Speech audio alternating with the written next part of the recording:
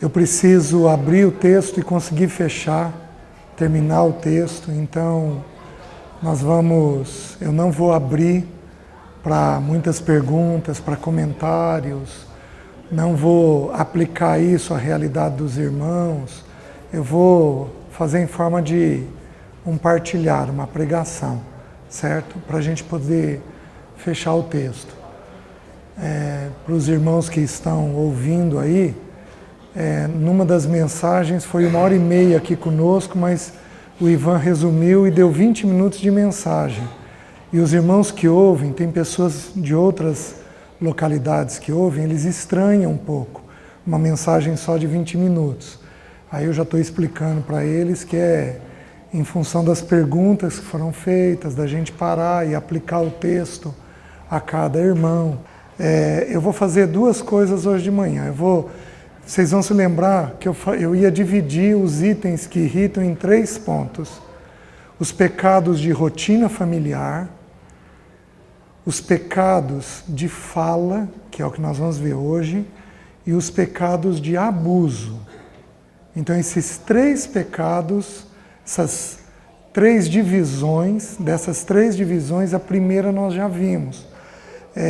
Então nós já vimos os pecados de rotina familiar, lembrando, tá? O que irrita filho? Pecado. Mas esse pecado aparece de várias maneiras, tá? Mas é o pecado dos pais. Os pecados de rotina familiar que nós vimos a primeira coisa que irrita filho, atrito conjugal.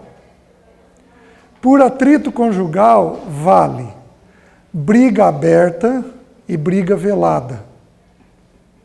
Nós já vimos, isso é só uma repetição. A segunda coisa, falta de tempo. Pai ou mãe não deram tempo para filho, filho fica irritado. Filho não suporta falta de tempo. Nós temos que lembrar de uma coisa. O ser humano, de toda a criação que Deus fez, o ser humano é o único elemento da criação que foi criado para um relacionamento com Deus. Os animais não foram, a natureza não foi, o ser humano é o único aspecto da criação que foi criado para se relacionar. Então o ser humano, a essência dele é relacionamento. O ser humano foi criado para se relacionar. O ser humano se relaciona ou com alguém ou com alguma coisa. Mas ele vai se relacionar. Você já viu um ser humano se relacionar com alguma coisa? Pega os esportistas. Pega os artistas que tocam. O sujeito entra numa sala e fica 3, 4 horas num violão. Ele se relacionando com a música, com o violão. O ser humano foi criado para relacionamento. Faltou pai e mãe, vai irritar filho. É impressionante, saiu uma pesquisa 3 anos atrás sobre torcidas organizadas no Brasil. Acho que eu já coloquei isso para vocês. Sabe como é que as pessoas definiram as torcidas? Definiram para os estudiosos? A torcida era uma família. Vocês estão me entendendo? Sabe por que o povo se reúne nas torcidas organizadas? Porque não tem família. Então, não teve relacionamento, irrita filho. Terceira coisa, rigidez. E eu acho que eu esqueci de citar o versículo para vocês. Então, vocês não precisam nem abrir. Eu só vou citar ele. Eclesiastes 7,16 diz assim: não sejas demasiadamente justo, nem exageradamente sábio. Por que te destruirias a ti mesmo? Eu vou dar um exemplo de justiça. Tem homem que entra na casa assim, passando o dedo no móvel. Ele é justo de forma exagerada com limpeza. Um homem que faz isso, ele irrita a mulher, não é nem os filhos. Ele irrita a mulher? Ele irrita. Uma mãe que é assim, que tem uma preocupação demasiada com aparência, pais que têm preocupação exagerada com desempenho. Entrou rigidez, como eu já falei, tudo isso é repetição. Desempenho pode aparecer em forma de controle excessivo, você controlar excessivamente o filho. Você estar sempre certo. Queridos, todos nós temos que aprender. E algumas vezes, sabe quem vai ser os nossos professores? Os filhos. Mas uma pessoa que está sempre certa é uma pessoa meio complicada de conviver, porque ele está sempre certo. É difícil conviver com o perfeito, porque alguém vai estar errado e não vai ser ele. Vai ser sempre o outro. Então isso irrita. E o perfeccionismo? O outro item do pecado de rotina que irrita, pressa. Aliás, agitação. Uma casa agitada, vimos também isso. Uma casa com muita pressa. Isso irrita. E a última coisa, injustiça. Como nós vimos, injustiça por comparação, por predileção e por pré-julgamento. Lembrando aquilo que nós falamos sobre os filhos. Tem filho que se sente em segundo plano sem estar em segundo plano. Mas ele se sente. Então, às vezes, o problema pode estar nos pais, às vezes o problema pode estar nos filhos, certo? Então, nós vimos isso daí, certo? Nós vamos ver agora os pecados de fala, que irrita, as coisas que os pais falam, que irrita filho, e os pecados de abuso, que também irrita filho. Mas antes disso, eu vou talvez tirar uns 5 a 10 minutos para falar um pouquinho sobre a irritação. Então, de ontem para hoje, o Senhor foi trazendo alguns textos na minha mente, foi me lembrando alguns textos, que eu acho que é importante partilhar com os irmãos a respeito disso daí. Nós já vimos que a palavra irritação, ela pode ser, ela é despertar a ira, provocar. E que nós temos 2 originais no grego para a irritação. Nós temos tumos e nós temos orge. Tumos é aquela explosão. Mas que droga! Aquela coisa explosiva que homem e mulher têm. Não é essa a palavra que está descrita aqui nos textos de Efésios 6 e no texto de Colossenses 3. Não é essa a palavra. Não é tumos. Tá? É a palavra orge. Orge significa o quê? Tem aquele sentido de uma condição mental mais calma, onde a pessoa vai fervendo gradativamente. Ela vai sendo colocada naquele estado de ira, de... Não aguento mais, quero ouvir isso, quero saber disso. Onde ela é levada a se afastar, onde ela é levada a tecer um outro comentário indevido, não tem aquela explosão. Essa é a palavra. Então não estou falando daquele filho que vai ter uma reação explosiva. Não, isso daí é a ira já extremada. A palavra que aparece aqui é orge, né? Então, como eu coloquei para vocês, é uma condição mental mais calma, porém permanente. É como se fosse uma indignação que a pessoa vai tendo. A pessoa vai ficando indignada com as coisas que acontecem e, em função disso, ela vai reagindo mal. É interessante, ontem conversando com uma irmã, ela fez um comentário curioso, e aí eu preciso lembrar. O pecado, quais são os 2 primeiros pecados que a Bíblia apresenta? Tem o de Adão e Eva. E qual foi o outro pecado? Caim e Abel. Qual foi o pecado de Caim? Ele só matou o irmão. Gente, nós temos a primeira família. A primeira família. A primeira família. num ambiente adequado e perfeito. E o que esse irmão fez? Ele muito possivelmente foi tomado por túmulos, não por orgia.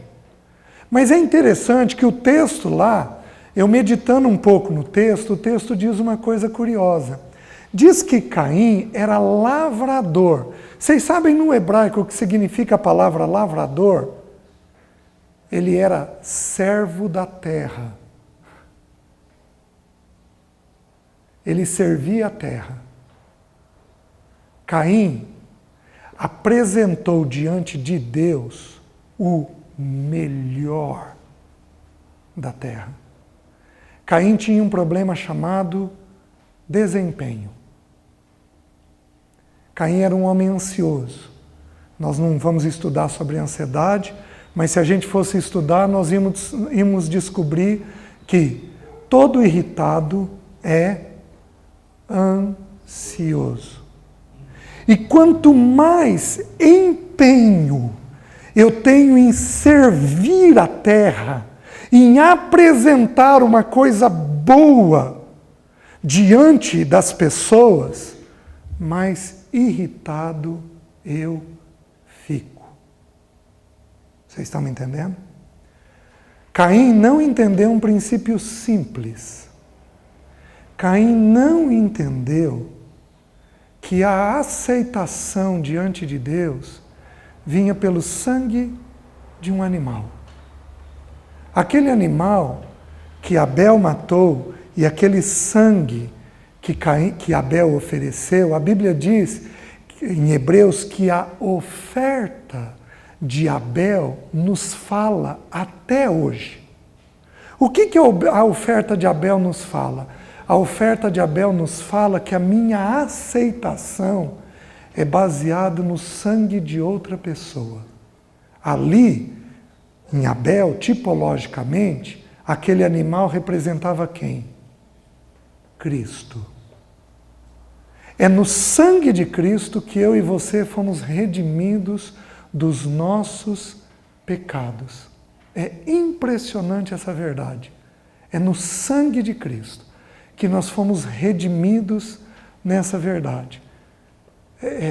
Dos nossos pecados, aliás. Os irmãos estão entendendo? Então, quando uma pessoa, ela fica tensa,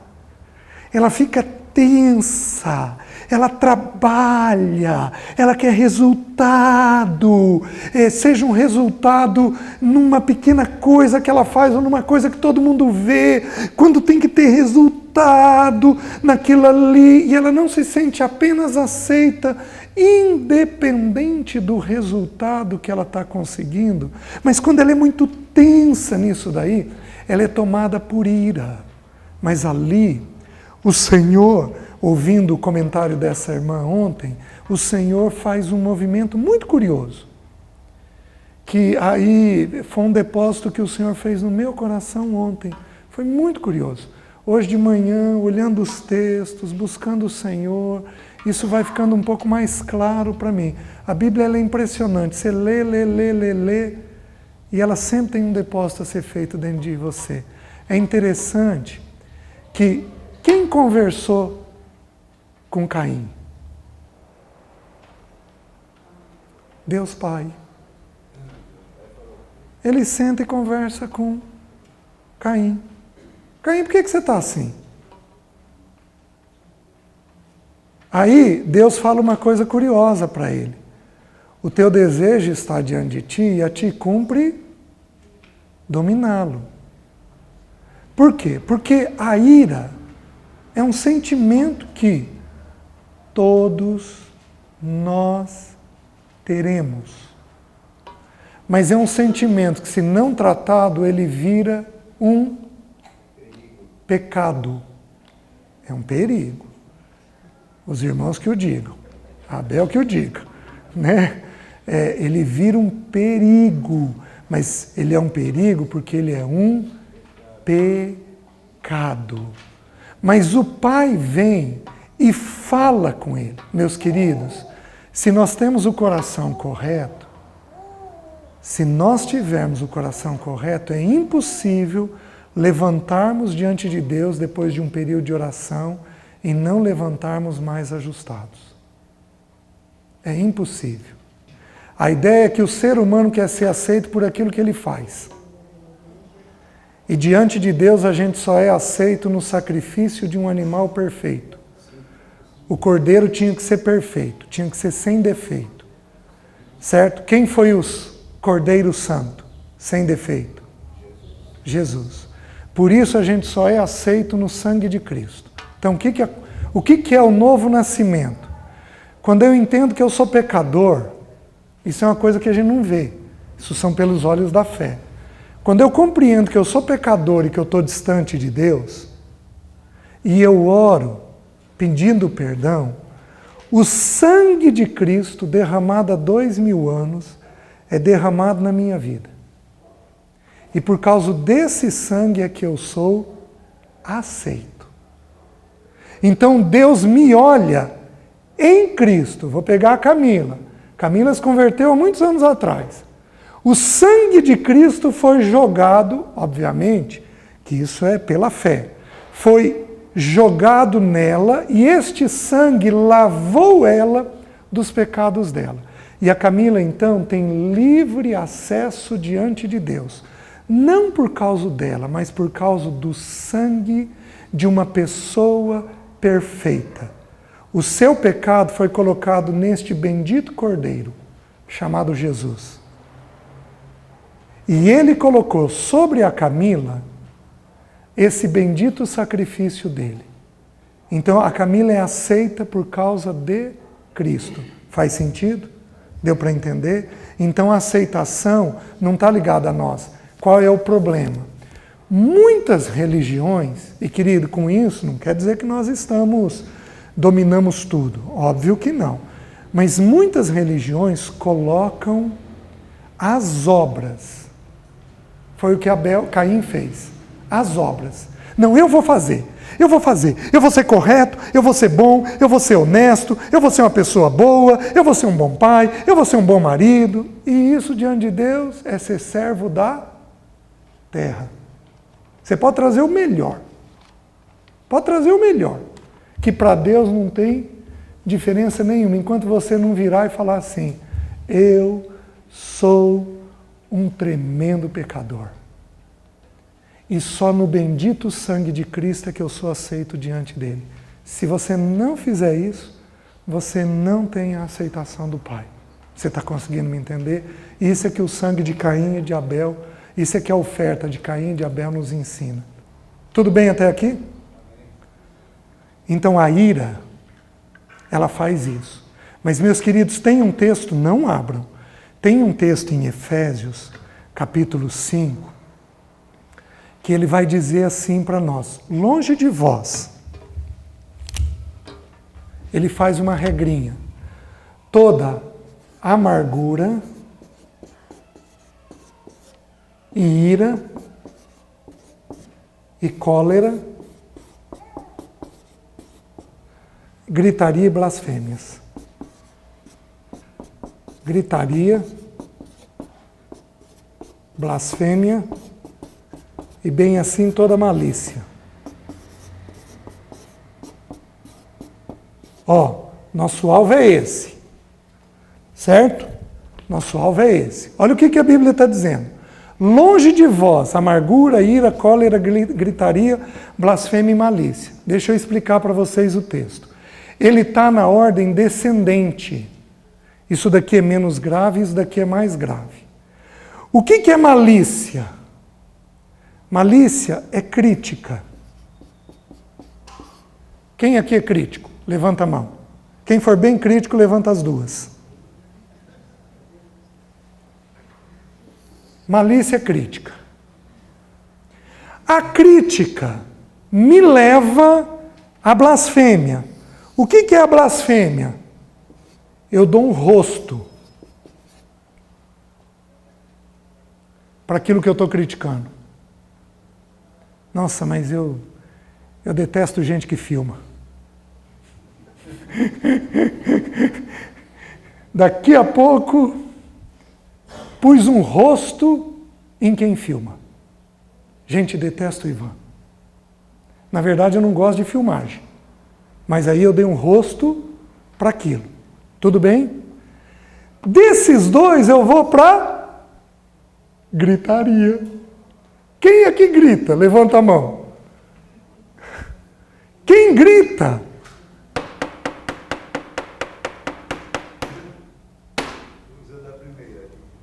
Vocês estão me entendendo? Aliás, vocês estão entendendo as Escrituras? Quem grita é porque já passou por esses dois aqui. Certo? Uma vez que eu grito, eu jogo alguma coisa. Quando não jogo, em alguém. Quem aqui quebra coisa, levanta a mão. Agora vai precisar de coragem. 2, mais ninguém? Só 2 doces irmãs aqui que quebram coisas? Eu acho que talvez eu tenha que falar sobre mentira. Mas tudo bem. Tudo bem, vamos devagar.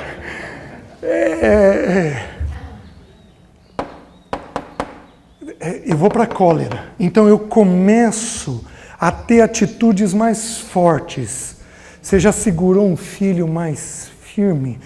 Para, menino. Você já deu um beliscão? Você já puxou uma orelha? Você já fez esse tipo de coisa? Isso daqui?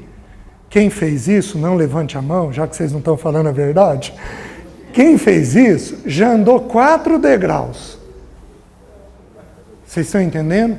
Desses daqui, onde é que eu caio? Na ira. E o triste, meus queridos, é que a ira não é a ponta final da corda. O mais triste é a amargura. Sabe o que é amargura? Amargura é aquele sujeito que você senta com ele, ele conta a mesma história, do mesmo jeito, é a mesma frustração, é a mesma irritação, é a mesma tragédia. A pessoa amarga é uma pessoa que vai ter poucas chances de um arrependimento genuíno.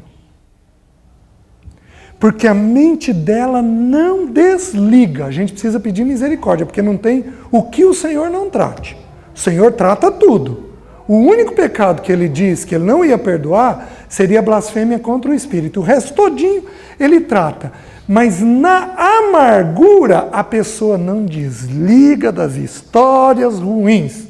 Não desliga do rosto que ela deu da pessoa ruim. Vocês estão me entendendo? Ela não desliga. Agora, olha o que a Bíblia diz, não precisam abrir. Em Hebreus capítulo 12 diz assim. Desculpem. Segui a paz com todos e a santificação sem a qual ninguém verá o Senhor. Nem haja no meio de vós nenhuma raiz de amargura que brotando vos contamine a muitos. Ele fala que a amargura tem raiz. E a Bíblia vai se explicando. Qual é a raiz da amargura? A crítica. Uma pessoa só cai na amargura quando ela passou pela crítica. Se ela aprendeu a ter um espírito mais leve, tirando a crítica, ela não vai cair na amargura. E o triste é que a Bíblia está dizendo que a amargura contamina a muitos. Só que a mesma Bíblia está dizendo que a ira é a fase anterior da amargura. Você vai contaminar seus filhos. Por isso, gente, a Bíblia é muito inteligente. A Bíblia não é pouco, não. Ela é muito inteligente. Ela é de uma sabedoria impressionante. Então, para eu poupar um filho da ira, eu tenho que poupar um filho da crítica. Vocês conseguiram entender? A crítica vem do pecado. Tá bom. Eu só vou te criticar de 2 motivos. Ou para você ficar abaixo de mim, ou para eu ficar acima de você. Vamos lembrar. Vocês lembram a definição da palavra admoestação? Vocês lembram a definição?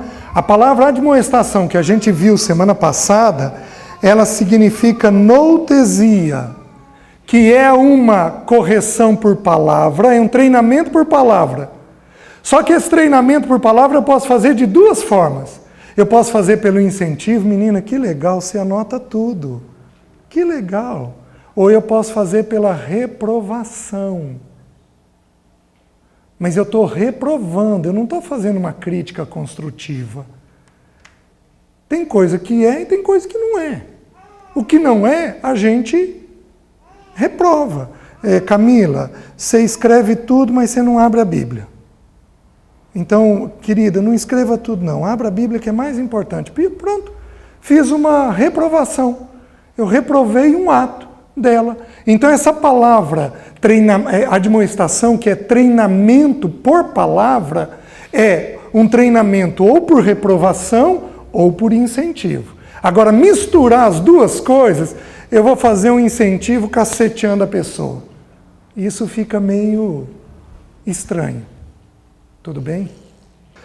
Abram em Provérbios. Deixe-me mostrar alguns pecados de fala que irritam filho. E aí vocês vão vendo aqui, nesses textos. Livro de Provérbios, vamos dar uma olhadinha lá. Provérbios 10, 12.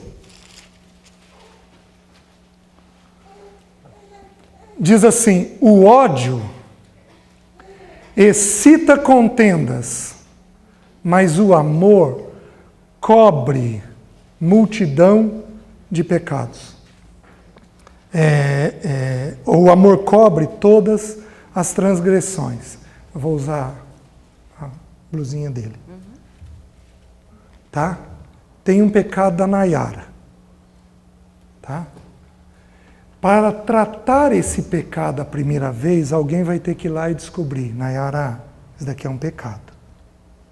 Tudo bem? Você se arrepende, corrige. E ela fez isso. Uma vez que ela faz isso, o amor faz o quê? Cobre. E eu não fico mais vendo. Vocês estão entendendo? Essa atitude de cobrir torna a casa leve. Quem aqui conta muita história quando fala? Levanta a mão. Quem conta muita história quando fala, corre o risco de, ao contar uma história negativa, descobrir o pecado da Nayara. Vocês estão conseguindo entender? Simplesmente descobrir. Uma coisa que foi feito lá há 3, 4 anos, que o Senhor já cobriu com o sangue dele, aquilo já foi confessado, já está perdoado, simplesmente vai lá e tira e fica olhando o que a pessoa fez de novo. Quem conta a história, quem tem memória boa, tem o risco de fazer isso. Só que a Bíblia diz assim, o ódio excita contenda, mas o amor cobre todas as transgressões. Então, quando a gente fica descobrindo coisa indevida, nós vamos produzir contenda dentro da casa. Fez sentido para vocês? Isso é um pecado que gera irritação dentro do filho. Tudo bem? Gente, que silêncio sepulcral. Vamos um pouquinho mais. Vejam o 12:16. A ira do insensato, num instante se conhece, mas o prudente oculta a afronta. A ira do insensato, num instante se conhece. Queridos, você quer irritar um filho? Põe tua raiva para fora. Mas o prudente faz o quê? Oculta a afronta. Oculta a afronta. Eu vou pegar a Elisângela, vou tecer um comentário ruim do Admir, e ela faz o quê? Se ela for insensata, irritada, por que você não tem jeito? Até o César já viu isso daqui em você. Se ela for prudente, ela vai ocultar a afronta que eu fiz ao Odmir. Ela não vai manifestar isso nem para ele, nem para ninguém. O prudente oculta a afronta. Vocês estão conseguindo entender? Então isso daí irrita filho. Vejam mais, o 13:3. Eu estou passando por alguns textos. O que guarda a boca conserva a sua alma, mas o que muito abre os lábios, a si mesmo se arruína. Falou muito? Vai falar coisa indevida. Existe algum exercício mental para controlar a boca? Fala, faz a pergunta. Existe algum exercício mental para controlar a boca e usar o filtro? Existe algum exercício mental? Põe o joelho no chão. Lê a Bíblia. Gente, isso daqui... Salmo 19 diz assim: a lei do Senhor é perfeita e restaura a alma. Você percebeu que está caindo em irritação? Sabe o que você deve fazer? Lê isso daqui. Enche o coração das Escrituras. Põe o joelho no chão. Isso por si só é suficiente. Uma vez eu ouvi de uma irmã, ela falou o seguinte, que nos dias difíceis ela gastava mais tempo em oração e na palavra. Nos dias que ela sabia o que ia ser difíceis, ela gastava mais tempo no início da manhã, na oração e na palavra, para poder suportar o dia difícil. Está entendendo? O fruto do Espírito é amor, alegria, paz. Longo ânimo. Você está entendendo? Então, vem alegria, vai vir paz, vai vir um longo ânimo, né? A gente é muito impaciente com as coisas. Só que, gente, entendam o que eu estou falando. Sociedades de alto nível de desempenho irritam pessoas. Vocês sabem qual é a principal característica de um suicida? Ele é irritado. Ele não é depressivo. Ou é para fora, ou é para dentro. Mas ele é irritado. É um traço comum em suicida, a ira. A ira. Ou ele mata alguém ou ele se mata. Agora, prestem atenção. Quais são as sociedades do mundo que mais produzem suicidas?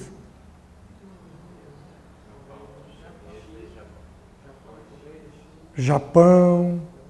Por que do Japão? Alto nível de desempenho. Gente que se tornou servo da terra, servo da terra é gente irritada. Vocês estão me entendendo? Vamos um pouquinho mais. Vejam o 15:4. Deixa eu ver se eu consigo encerrar pelo menos isso. Pecados de língua. 15:4. A língua serena é árvore de vida, mas a perversa quebranta o espírito. A língua serena é árvore de vida. Queridos, o que Deus plantou no meio do jardim do Éden? A árvore da vida. Quem é a árvore da vida do meio do Éden? Jesus. A língua serena. Uma pessoa serena na forma de falar, isso daí é árvore de vida. Já a Bíblia diz a respeito de Jesus, em Isaías 40, que ele não gritou, não levantou a voz dele, não se ouviu a voz dele nas praças, ele não pisou a cana quebrada. O sujeito já está mal, ele vai lá e dá uma terminada de maltratar. Não quebrou, não pisou aquela que fumega, não quebrou a que estava quebrada. Jesus nunca fez isso, a palavra dele sempre foi dócil, amorosa, equilibrada. A língua serena é árvore de vida, mas a perversa, vocês querem ver uma língua perversa? Ainda escrevendo, hein? Depois de tudo que eu falei. A Bíblia mesmo você não abriu ainda, né? Olha, gente. Falei isso com um sorriso no rosto. Mas falei de forma perversa. É como se eu tivesse dito para ela, você não tem jeito mesmo, hein? E eu não disse isso, viu? Vocês estão entendendo? É perversão. Ei, moleque!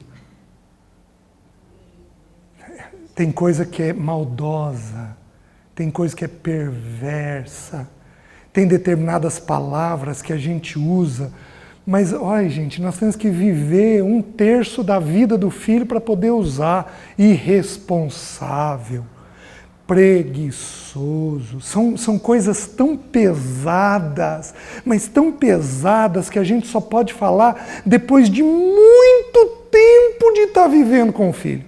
Porque se você jogar isso antes da hora, sem ter certeza, isso é língua perversa. E faz o quê? Quebra o espírito. Mata a pessoa. Vocês estão conseguindo entender? Homens fazem aqui.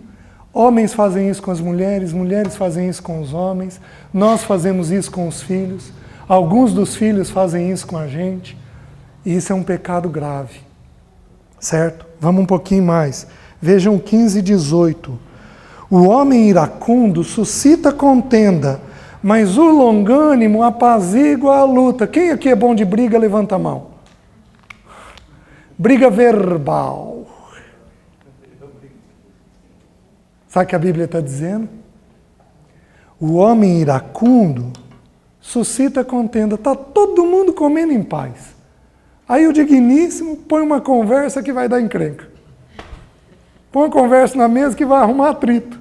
Mas para que fez isso? Porque o iracundo suscita contenda. Ele transita bem no meio da briga. Ele gosta da briga. O problema é que você está irritando seu filho. Deixa eu fazer uma pergunta. O iracundo tende a ficar sozinho? Sim. O iracundo vai ficar sozinho? Por que ele fica sozinho? Gente, ele chuta o calcanhar. Quando não chuta, mais coisas, né? Vai chutando o outro. Vocês estão entendendo? Vai chutando, vai maltratando o outro. Ele está destinado a estar só. Mas, gente, que prazer numa pessoa pacífica. Gente, que prazer numa pessoa pacífica. Aí, então, o texto está dizendo, o que é longanimidade? São duas palavras juntadas. Longo, ânimo. Então, eu não vou tecer comentário negativo daquilo. Mas eu vou ter um longo ânimo de que não, essa pessoa vai achar o jeito certo. Daqui a pouco ela muda. Vocês estão conseguindo entender? Mas o longânimo, ele apazigua a luta. Ele com sabedoria sai daquela situação. Certo? Vejam mais. Vejam o 17:9. O que encobre a transgressão adquire amor, mas o que traz o assunto à baila separa os maiores amigos. Você quer ver 2 filhos separados? Vocês são irmãos. Mas o Admir, mais a Elisângela. Eu sou o pai dos 2. E eu começo a tecer um comentário sobre um ou outro. Eu teço um comentário, porque eu admiro, porque a Elisângela, porque é o jeito que faz, eu não gosto disso que faz, ou a maneira que faz. Gente, a Bíblia está dizendo que aquele que traz o assunto à baila, ou seja, é verdade aquilo, mas trouxe o assunto à baila, separa os maiores amigos. E você quer uma coisa encrencada nas famílias, é especialmente quando uma mãe, mas tem pai que faz isso, fala mal de um irmão para o outro. Fez isso, separa quem podia ser bom amigo. O que vai acontecer com o filho? Vai cair na ira. Falou mal, vai concluir bom. Porque quem não é de confiança, se eu falar do Vinícius para a Nayara, Sem o Vinícius estar presente, eu já não sou de confiança. Não falo isso quando os dois estão juntos, mas falo isso quando o Vinícius não está presente. Eu já não sou de confiança. Então o Vinícius vai concluir que eu não sou de confiança e que eu posso falar mal de qualquer, ou a Nayara vai concluir que eu posso falar mal inclusive dela. Gente, o ideal é que, se a gente for falar de um terceiro elemento, que ele esteja presente. Quando isso não acontece, que não constitui pecado, quando há autoridade sobre aquela pessoa. Os pais podem conversar de um filho sem ele estar presente? Podem. Os irmãos, líderes de uma igreja, podem falar de uma ovelha sem que ela esteja presente? Podem, sempre com a finalidade de tratar um pecado. Nunca de ficar descobrindo o pecado. Certo? O último texto, Provérbios 18:3. Quem aqui pensa alto? Quem aqui tem os neurônios na língua? Quem aqui o pensamento vai passando e ele vai falando? Olha o que o texto diz. O insensato não tem prazer no entendimento, senão em externar o seu interior. Gente, que versículo forte. Quem fala muito é insensato, porque ele precisa opinar em todas as coisas. O insensato não tem prazer no entendimento. Ele não para ver tudo que vai ser dito. Ele simplesmente vai emitindo opinião sobre as coisas. Vai emitindo opinião sobre as coisas. Ele precisa externar o interior dele. Então ele não sabe ouvir. Ele apenas fala. Isso é insensato. Isso irrita filho. Vocês estão conseguindo entender? São pecados de língua. E o 18:13. Responder antes de ouvir é estultícia. Essa palavra estultícia significa ignorância. Responder antes de ouvir é ignorância e vergonha. Então, vocês querem ver? Isso é muito comum de homem. O filho começa a falar pedindo alguma coisa, o que a gente diz? Não. Ele está na metade da frase, não. Agora não vai dar. Isso é comum, muito comum em homem. E aí, se a mãe for sensata, ela, querido, espera ele terminar de falar. Assim, querido. Mas é o querido mesmo. Não é o querido no pejorativo, viu? Querido. Tá difícil? É o querido no bom sentido. Vocês estão entendendo? Gente, Provérbios é maravilhoso. Aqueles aqui que têm problema de fala, eu vou dar uma sugestão. Leiam o livro de Provérbios várias vezes. E anota todos os versículos em Provérbios que falar sobre a língua. E aquilo vai te corrigir. Vem cá, querida. É muito importante, eu pedi para ela trazer por causa da importância disso. A mesma coisa que você falou, eles precisam ouvir.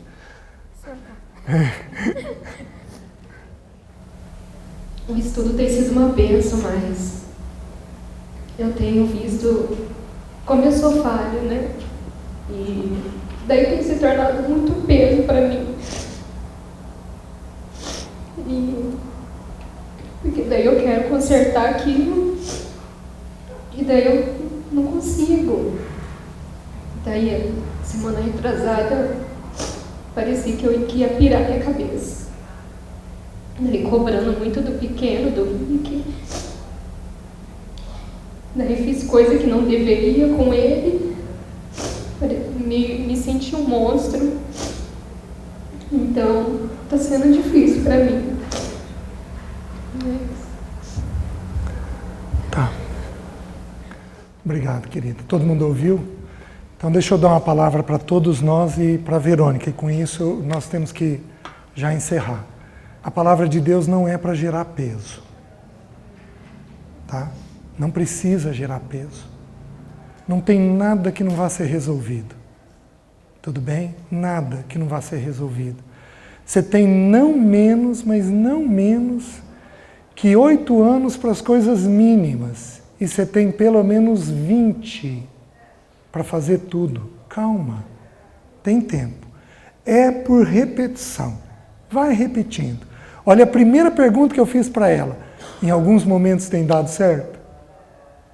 Ela falou, tem. Gente, a palavra de Deus funciona. Se não funcionar, a gente tinha que jogar isso daqui fora. Mas a palavra de Deus funciona. Vários irmãos daqui têm me procurado para dizer como tem sido bom e o que tem acontecido na prática. Então, funciona. Primeira coisa. Segunda coisa, você vai errar. Você vai errar. E aí, você lembre de Romanos, onde abundou o pecado, superabundou a graça. Então, a primeira coisa, esses princípios, eles precisam de tempo para ser aplicado. O segundo, onde você errar, a graça de Deus vai contornar.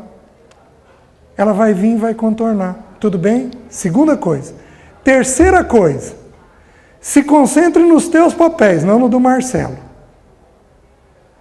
Porque você pode estar tão angustiada que você vai querer fazer o teu e o dele. E você não pode fazer o dele. Você só pode fazer o seu. Então, devagarzinho, vai fazendo os seus papéis. Tudo bem? A quarta coisa, aí é delicado. A culpa é um instrumento de Deus, mas a culpa também é uma coisa maligna. A Bíblia diz que o diabo é o acusador dos irmãos. Quando que eu faço a diferença entre a minha culpa, entre a culpa de Deus e a culpa do diabo? A culpa de Deus, porque Deus, eu me sinto culpado quando eu erro. A culpa de Deus vem e diz assim, Camila, tal coisa é errado, tal coisa tem que ser corrigida. A culpa de Deus vem e aponta um erro, mas a culpa do diabo vem e diz assim, Verônica, você não tem jeito, hein? Olha lá o que você está fazendo. Ele vai ser tudo aquilo, teu filho vai ser tudo aquilo que o César está dizendo de ruim. A culpa do diabo vem e é colocado sobre a pessoa. Por quê? Porque o diabo detesta o pecador, mas ama o pecado. Mas Deus é o inverso. Deus detesta o pecado e ama o pecador. Você está me entendendo? Então você vai ter que ter muito cuidado, porque se vier esse sentimento de que droga de pessoa que eu sou, que coisa ruim que eu sou, se vier esse sentimento é maligno. Você está me entendendo? Porque você é filha de Deus. Deus nunca diz que você é uma droga. Deus nunca diz que vai dar errado. Este sentimento é maligno, você não pode aceitar ele. Você está entendendo? Mas a hora que apontar um pecado, vai lá e resolva aquele pecado. Tudo bem?